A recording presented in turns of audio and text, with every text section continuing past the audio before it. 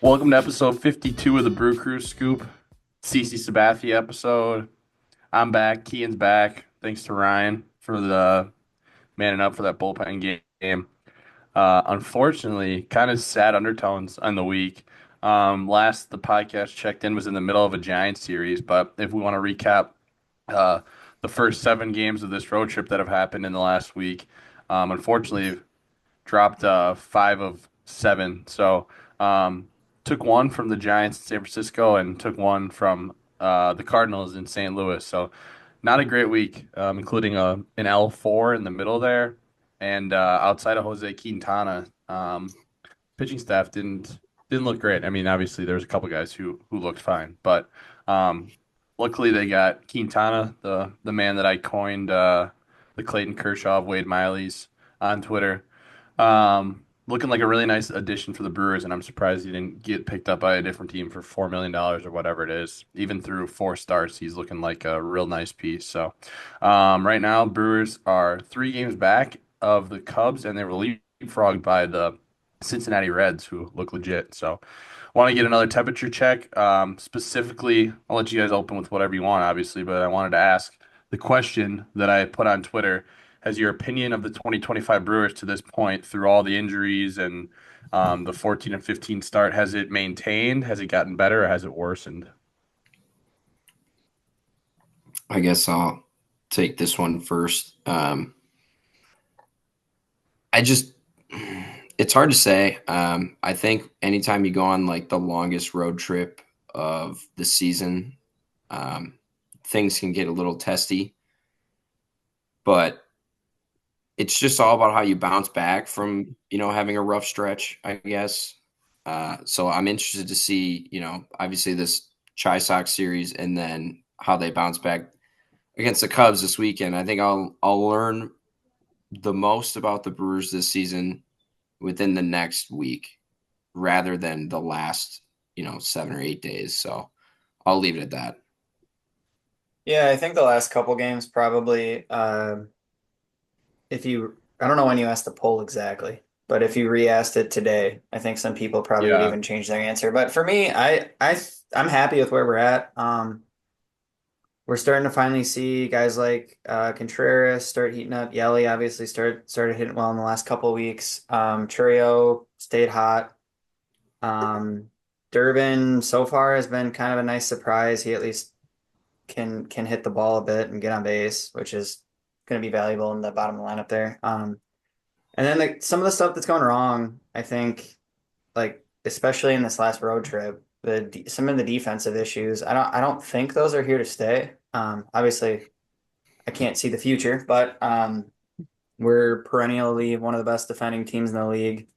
Um, and I don't see why we can't continue to at least flash the leather a bit. I don't think we have the strongest team arm, but we do have a very good team glove. So um, I think between that, the starting staff continuing to get healthy, Yoho finally up. I think we're in a good spot. I think the problem is the Reds and the Cubs are also, I think, relatively here to stay. So it's going to be a three-way battle. But we're in a decent spot, I think, for the rest of the year. Yeah, Cubs look really good, and I won't say it's surprising because like they have a good roster, but it's a little like surprising is the wrong word, but it seems like in recent years they've underachieved. So they're finally not as it seems. And I think the Cubs still do obviously have the something to Reds, worry with their staff, though. We'll yeah. see. But the thing is there's a chance between the Reds or the Cubs, one of them also is a buyer, right? And I Mhm. don't see the Brewers being true buyers because we never are. So That's actually how I feel about the Reds, too, with the pitching staff is like they always have a large group of guys who show flashes. So obviously Hunter Green, but Lodolo is actually sick, but he gets no, hurt every year.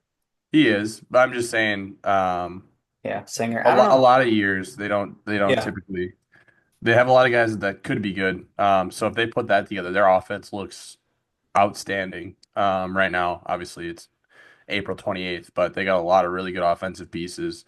Um, but yeah, we'll see. I gotta say, my answer um, would probably say If I had to pick between improved or worsened, it definitely would be on the worsened side. I would disagree that only 11% of people said that. This also was 3 games ago or 4 games ago. So, You said um, given the injuries and stuff, though, right? no, right, correct. Yeah, given the injury stuff too. I guess what I'm trying to say is I've mostly maintained. I guess I've it's worsened in the slightest little bit. But for the most part, I would say it's about maintained because um like we've all said, the pitching injuries are just, I mean, obviously it doesn't matter. You're still going to take the losses in the standings, whether your pitchers are injured or not. It doesn't make a difference to the final playoff standings. But in terms of how I feel about this team, I do think once you get a rotation of a Woodruff, Quintana, Freddie, whatever that may look like, a fully healthy and stretched out Tobias Myers,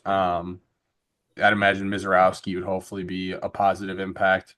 By the end of the season, Yoho, I think, will iron out the control. Honestly, right now, I'm more, even though that's not where the injuries are, I'm a little bit more concerned about the bullpen.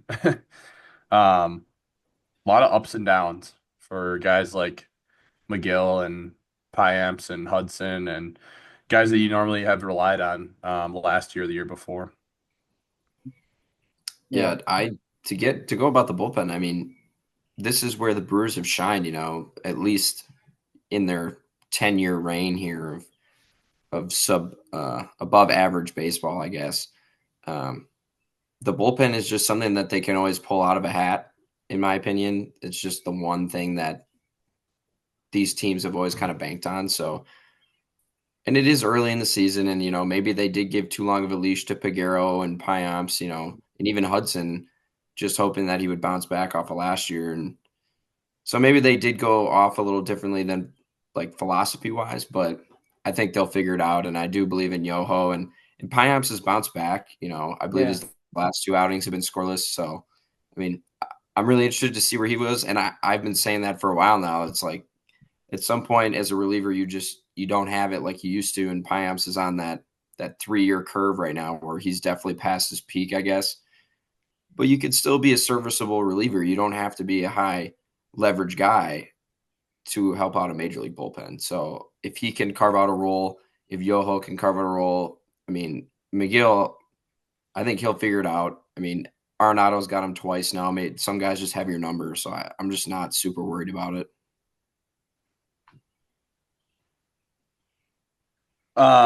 Notably, talking about that, we don't need to dig too deep into the series, but in St. Louis, obviously, Arenado hit that walk-off home run.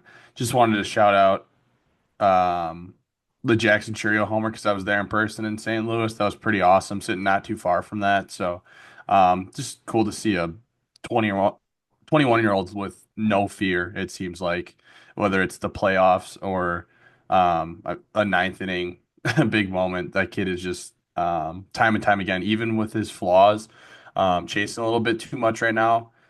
Um, just really, really is showing some amazing flashes. And wanted to mention that the Brewers tweeted today that he's the second fastest in franchise history behind Ryan Braun to 100 career RBI. So So pretty cool as I was gonna on point Jackson out, if you didn't bring it up, is he's actually the fastest brewer to get there clean. So he's got that going for him. that we know of. As Well, far Sean True. Markin wasn't on the team in 2011, yeah, or 2007, I should say. So, yeah. I mean, we never know. He might have been clean then. Hmm. All right. Who was your hot hitter of the week? Oh, stop dropping on fire, Ricky Bobby. I'm on fire. He's so hot right now. I can go first. And I went out, well, it doesn't really change if I go to the last time we recorded or the last week because in the last week, Reese Hoskins has a 970 OPS, and in the last 2 weeks since we last recorded, he's got a 1.175. So either way, Reese Hoskins earns the shout. Yelly also was hot over the last 2 weeks, and Jackson Churio was very much not hot 2 weeks ago, and last week he was very hot. So those are the guys I would give a shout to. But Reese. I'll just kind of go back to where I was, just kind of give a different answer. The last time we recorded it, Bryce Terang, still keeping it going. I feel like he's either like scolding hot and he has 4 hits, or he's 0 for 5. Uh, so I'll just give it to him a little bit. I know he had a decent weekend um, in St. Louis, and then another guy I had was Reese Hoskins. The fact that I looked at my screen and saw that he was batting over 300 and had almost an 850 OPS on the year was quite surprising. He did it quite. I know one week he had 3 bombs, but he has done it quite quietly, in my opinion. Maybe not a lot of big moment hits, but the production is there. So shout out Reese. Yeah, that happened fast. It went from really, really ugly numbers to really, really nice numbers. Honestly, not really slugging as much as you would think. He's just kind of hitting for average right now, which good on him to make an adjustment and just worry about getting the stats up, being a team guy. So awesome stuff. I We got really a I got a Bryce Trang fun fact as long as Keen brought it up. But I just wanted to note that actually this year through April 27th, I guess, is what I collected. But he actually has a worse average on base percentage and slugging percentage than he was at last year by actually a decent bit. His OPS this year is 781 and last year was 855. So that's just me. I guess I wanted to quick pose a question, but you guys think he can sustain a bit more this year and really turn into that 5+4 player? Or do you think we see kind of the not falling off a cliff that we saw last year, but just about where he really cooled down? I don't know if you guys had an opinion. It seems like his approach changed a little bit this year, so there's a chance maybe that helps a little more stability throughout the year, but just want to bring that up. I think I personally think he looks awesome, and I think that there's a better chance of him staying good this year than it was last year. Last year felt a little fluky. Just the fact that he's doing it again. Now he doesn't hit the ball particularly hard. Still Harder? better, harder. Yeah, no, that's what I'm saying, harder. So that's part of it. But he doesn't. He's still Yeah. not like. I'm sure a little bit of it is luck right now, but I would say that I feel like I believe it more this time. I guess is my answer. Uh, I don't know. Ever since I sent the text in the group chat and was happy about his play, I've been dampered on it a little bit. Cole put the fire extinguisher out on my happiness. Not the first time, won't be the last, but I don't know. I don't know what to think now that Cole has ruined my joy. I don't know how to respond to this, to be honest with you. I guess I just can't be happy. Maybe that's my answer to this question. Why smile when Cole can just ruin it for you and bring you back down to earth? But I would hope for the Brewers' sake that he doesn't just absolutely crater. I mean, I looked at his monthly stats not too long ago, and his only really bad month, I believe, was like July, which was like he batted like a buck 69 or something. Every other month he was like 220 or higher. So if as long as he doesn't hit that crater, I believe that he'll still bat 260 if he does have a bad month or something. So I hope that he doesn't have that bad month, but I also hope that he continues to bat 340 for the rest of the year. That would be awesome, and he'd probably earn an All-Star appearance, which would be pretty cool. Yeah, and I think like Scoop, you were saying he still doesn't hit the ball that hard, but he doesn't really have to. As long as he can get on first base, he's basically on second base, and that's all we need out of him. So I like his odds to, yeah, like you said, Keen, at least be a 260, 270 guy by year end, but feels like it could be higher, but we'll see. I wanted to point out, as long as we're talking about the hot hitters, that Jackson Chourio and Christian Yelich are both tied for eighth in MLB in runs batted in. Um, Yelich is a guy that you kind of no longer really think about as like an MVP candidate every year, even though he showed a little bit of it last year, but just can't take for granted how because there's a couple year stretch there where he looked not good for a lot of the time, and can't take for granted the fact that last year and this year so far he seems to be plenty playable offensively. And Churio and Yelich both with 23 runs batted in, only behind notably Alonso, Judge, Ellie, Tucker, a couple others. So it's early, but we're scoring runs and top of the offense, top of the line is being productive. Um, who was the untouchable pitcher of the week? You fellas are untouchable. Is that the thing? No one can get to you? Cole, go ahead for this one. For me, I again went back over that 2 week span since we had talked last, and Quintana had gone 16.2 innings pitched with a 1.62 ERA. But I really wanted to shout out Logan Henderson because we haven't talked, I believe, since his outing. So he went 6 innings pitched, 3 hits, 1 earned, 9 Ks, and then took a flight right back to Nashville. But very good to see that. He looks to be another serviceable guy down in AAA, and he's a guy that we has had a little bit of hype around him in the org for the last couple of years, but we've just had so many big prospects that he didn't get a lot of shine. So, really good to see that. Obviously Quintana, but I'll shout out a couple guys from the bullpen that I guess don't get a ton of run. Jared Koenig bounced back after that horrific first appearance in New York. So I'll give him some shouts. Nick Mears, who's turning into a high leverage guy, has an ERA under 1.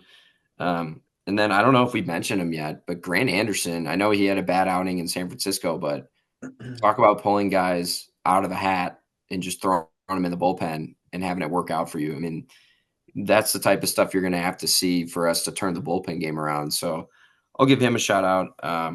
He's still, even with his blow-up outing, and obviously not a great start to the year for him, he's still got an ERA that's 3.24. So there's 3 guys right there that I know we talk a lot of crap about the bullpen and how it's not been doing that well, but those guys are carrying the boats, man. Yeah, I think it's not so much that I'm like worried about the bullpen as a whole in the full season. It's just that it's may not be the familiar faces anymore this year, and those are the ones we trusted to begin the year, and we'll learn and adjust. But overall, I guess going back to that question about how's the opinion changed on the team, and if you on paper, it's always easy to play this game, but you think you get the starting pitching healthy, you kind of figure out the bullpen and shuffle it with guys like Mizorowski and Yoho, and then the offense, as I'm just looking now at the MLB leaderboards, as I was talking about RBI, there's Brewers littered all over the league leaders in the offensive stats. Turang's up there in runs, Churio's up there in doubles, Frelick's up there in triples, which like with 2, but just they're all over. So the offense has been really, really good, and I have faith that the pitching staff will come together.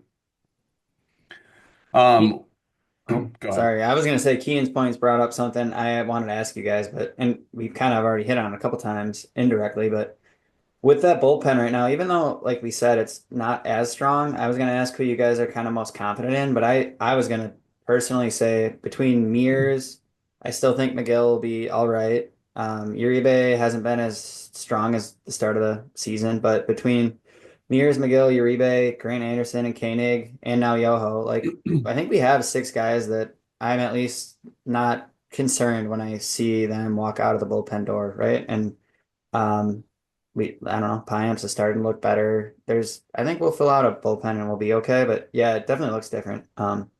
But to address the elephant in the room, maybe it's better that it looks a little different this year because somebody's not having so much success in their closer role that used to be a Brewer. Their ex-closer role True, and their announced today. bullpen. Devin Williams, yeah, it's tough to see. I can't imagine that Yankee fans are too excited, especially with it being 1 year. They're generally level-headed. Yeah, So, true. all right, just cleaning up a little bit that we missed. Garrett Mitchell to the IL. Did somebody say that? I don't know. Oblique. Um, How about Who Daz would have Cameron? thought? Who would have thought? Yeah, that's yeah, cool. unfortunately, Garrett Mitchell, um, some more injury news. And then, yeah, Daz Cameron, the son of Mike Cameron, getting called up. So that was cool. Speaking of the 2008 Brewers, the other thing I had to say was Jose Quintana is the first Brewers pitcher to win each of his first 4 starts with the team since '08. And you can guess who that was. Episode 52. Can you name the other pitcher that started 4-0 with the Brewers? The other pitcher? There's one other pitcher. Oh, there's one more? There's one Oh, other man. guy. Can you give me a decade? or not? Uh, Or is that a his giveaway? rookie year. It was during his rookie year, and it was 83. Oh, I was gonna say Nieves when you said his rookie year, but 83, is that You it? will never know. You'll never know. My dad sent me this. So Yeah, I don't shout know. out Brian. Jamie Navarro. Jaime Navarro. Close. No. I don't know. I'm trying to think about like baseball cards I've seen recently. Like You'll never uh get it. Do you want me to just tell you? no, it's because it's Chris Bosio. I'm just Tom kidding. Tom Condiotti. Tom Candiotti? Nice. Yes. All He right. can you guess what his final record was at the end of the year? 6-12. 4-4. Oh, funny. So that's weird how that happens, but he had a long career, played into his 40s. Good for him. Oh yeah. His son, I believe, just got picked Interesting. recently. He's yeah. Yup. All right. His son would, and like, maybe he had kids later in life. I won't ask questions. I think I think it was him. Or maybe it was Mark Candiotti. That might be who I'm thinking of. I'll do some research. Mark Canna? Yeah, Mark Canna. No, I How don't know was if this, Mark Canna doing with the Royals? Does anybody know? I don't think he was uh Let me doing check so on my well. boy. I do know fantasy wise because I was searching that before waivers last night. He popped up somewhere amongst the top remaining first baseman. Not that that's saying much, but so he must not be doing terrible. That's all I know You don't have to tell Just Kian anything about Mark Canna fantasies. though. no, I know. I might get a baby blue Royals uniform. That might be better than any blue shirt Uniform. you would get in. Kian's gonna have the pants on. Hat, jersey, pants, cleats. Yeah, you got the baby blues. You got to go all out. I might have him send me one of his thongs too, so I can put it on. What do you guys think of all the baby blue uniforms? I like it. I liked it like when the Phillies and the Royals kind of did it, but now the Cubs have one. I think the Blue Jays maybe have. I don't know. There's just so many. I feel like it's being overplayed. Speaking of And we have colors, one, but we don't have one. But we I'm the could. all for it. Orioles, the Orioles all orange Confirmed. uniforms are ugly. Who's that? Confirmed. It's Tom Candiotti's son. There we go. How old is he? He just got drafted. He is 24, and Tom Candiotti is 47 or 67. So I was about to say. 43. No, excuse me. I was doing the math, and then All right. uh, Clark was in Kenosha in 2022. That's how I knew that because I saw. But he is in High A for the Fort Wayne Tin Caps. So, anywho. Yeah, I don't know if I'll let you guys go anywhere else around the league before we wrap it up. I don't think we need to really do standings in April still. Besides the NL Central, we already talked about them. Going once. I was gonna say, how about those Pirates, man? I know I sent this. I'm curious to see your live reaction, but if you are a Pirates fan, how do you continue rooting for this team on any other day besides a Paul Skeens start? McCutcheon. It's the only thing I can think of. I saw a Pirates fan that McCutcheon responded to asking the Pirates to bench or trade McCutcheon Mm. so that they can play their young players, and McCutcheon's like, "Thank Well, God you like the GM." I also And saw someone on Twitter last night saying, "Thank goodness Damian Lillard tore his Achilles because the Bucks are better with him off the court." So that should explain some quote unquote fans yeah, of sports. I just feel for my Buccos fans. Yeah, it is sad because I mean, maybe I wouldn't like the Pirates so much if they were more of a thorn in our side in division. Maybe that's why I don't mind it because they've really only been relevant like twice. Well, we Uh, suck but anyways, so yeah, true. At least they put Roberto Clemente ad back up. Got rid of the Surfside Yeah, ad. that was interesting. Money's tight in Pittsburgh. You know something about being a fan of an org with a tight budget? Sure do. All right. And I just wanted to go around the farm real quick. If it hadn't been for those meddling kids. If it hadn't been for you meddling kids. Ah, meddling kids. If it hadn't been for these meddling laddies. I won't steal them all because I'm sure you guys have some of the same, but I wanted to shout out Jesus Mate. Not only has he just been red hot in general in Carolina, I won't say everything, Keenan. I just wanted to say he had a really nice left-handed opposite field grand slam, and the kid more and more looks like a Jackson Churio 2.0, but a shortstop and a switch hitter. Finish it up. Clean it up, Keen. What did I miss? You have I some don't know. I'm not stats? gonna lie. I wasn't paying attention. All I said is he hit a grand slam. You didn't have any other stat. That's all you were gonna say? No, I was literally gonna say he had a grand slam and it was an Oppo taco, which was super Oh. impressive. All right, sorry. That one's on me, Keen. Anyone else want to talk about anyone else? That's Well, all. I think that Mudcats team is still pretty hot, including Yeah. Mr. Dingus, I believe. Hmm. He's over one dot. And I think he won might be just for their like division, I guess. But he was the player of the week. And then I think was Miz player of the week for the Sounds as well. I know he had a very strong 5 or 6 inning outing. I don't know if it was hitless, but I know it was scoreless. And I think on one of the like StatCast metrics I saw he's registering a changeup now. And obviously all of his pitches are nasty, and he's the control hasn't really been an issue the last couple of outings, but I think we'd like to see that continue. And if you consider like the Brewers organizational depth, especially upon guys getting healthy, we have an abundance of starters that I'm not sure he'll be a starter this year if we see him in the league. I'm not saying he won't be, but at the very least, he's stretched out and proving over longer term that he can do what he proved he can do as a reliever. So definitely encouraging to see. I can clean it up for you. He was pitcher of the week, and it was 11 innings, 4 hits, no runs, 1 walk, 17 Ks. In 2 outings. Yeah. Yeah. Um. All right. Well, Ian, yeah. Go Oh, ahead. yeah. Sorry, I didn't. Blake Burke, who's playing for the Wisconsin Timber Rattlers, who I saw in person. Go Vols. I'm going to say this in the nicest way possible. Bro looks so out of shape. I don't know if it's the money or if that's how he looked in college. I don't know. Didn't follow him in college, but our boy, I believe it's Tyler Korth. I don't know. He tweeted that he's batting just 391. He has a 391 slugging, over 84 plate appearances this year with 1 bomb and 5 doubles. And he attributed it to maybe the cold weather and something that he probably has never played in and been comfortable doing. So interested to see how the rest of his season goes. And maybe, a mid-season switch to the Carolina Mudcats is in order if he continues to struggle so hard. And then somebody else that was on that team, I believe it was Hedbert Perez. If you guys remember him, he was supposed to be what Jackson Churio is now. He is struggling mightily as well in his, I believe, second season with the Wisconsin Timber Rattlers as well.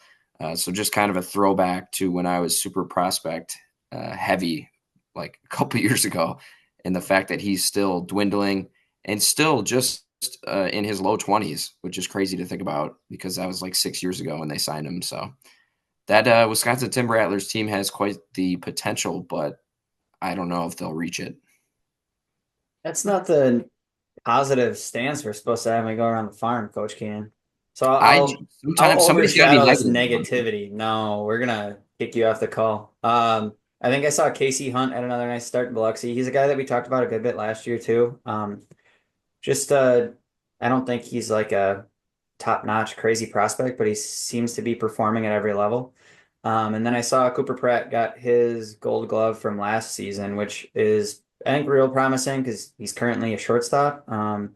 And if you're winning a gold glove at shortstop, you probably can play about anywhere on the field. So as he continues to progress and keep hitting like he's done this year and last, we'll find somewhere for him on a major league roster someday. I would like to think. Yeah, I don't have anything else to talk about around the farm, but the Carolina Mudcats are exciting, and I hope they'll move up here together to Appleton, Wisconsin, and that'd be cool to see them in person. Um, Looking forward at the Brewers' upcoming week.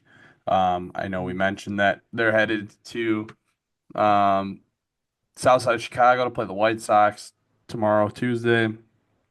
Or today when the podcast comes out, Wednesday, and then day game Thursday, and then they play the Northsiders at home.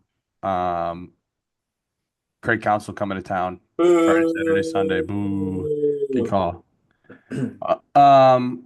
Council and then Hater after that. Astros coming to town after that. So, I'll have two different reactions to those returns.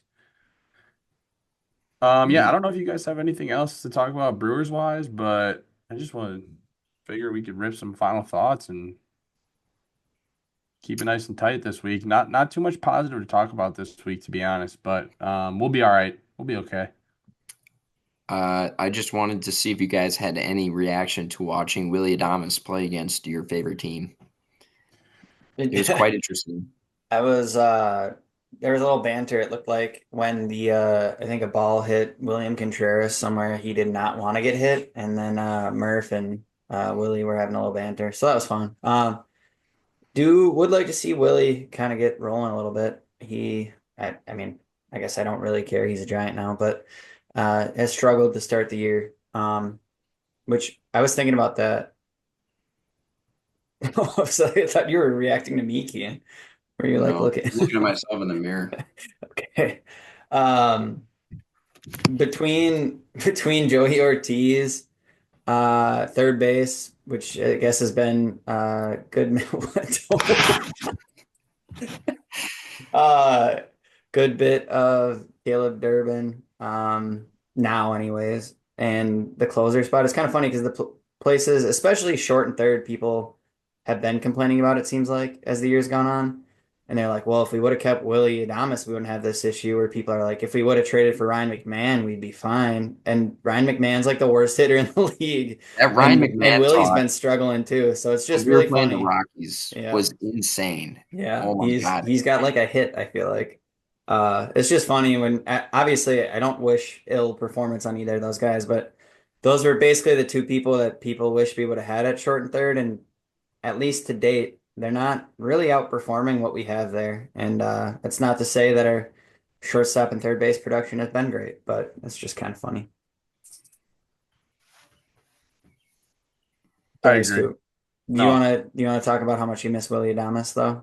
I didn't want you to do that. Because I don't need to be handcuffed by any more $20 million contracts, because as much as it's nice to see Rhys Hoskins turning it on, for a couple weeks there, I was about ready to turn into Mark Antanasio. I was really stressing about the fact that we're paying someone, and of course they're not producing. So I was fine with letting him go.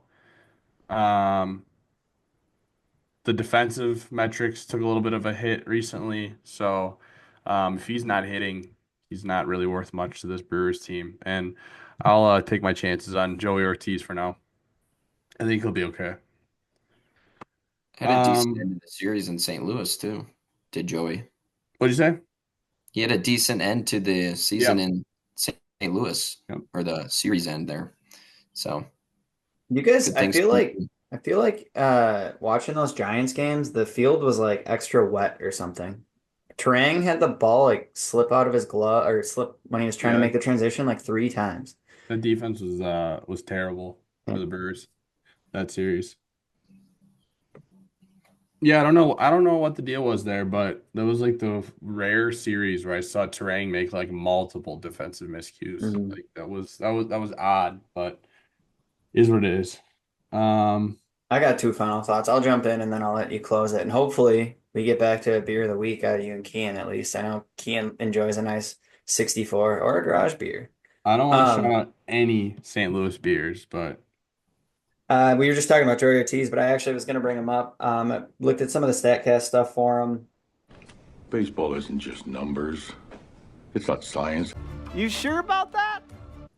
Currently, he is first percentile in average exit velo, so I guess he's taken over the Frelick Terang mantle from last year of low exit velos. And he's 6th in barrel percentage, but he is 54th in percentile in bat speed and 90 percentile in like width, 84th in K percentage. So if he continues with a selective approach and just can make a little more contact, I think last year he was 23rd percentile in average exit velo. So combine his performance last year and his middle of the road bat speed, I think we'll see a little bit more out of him.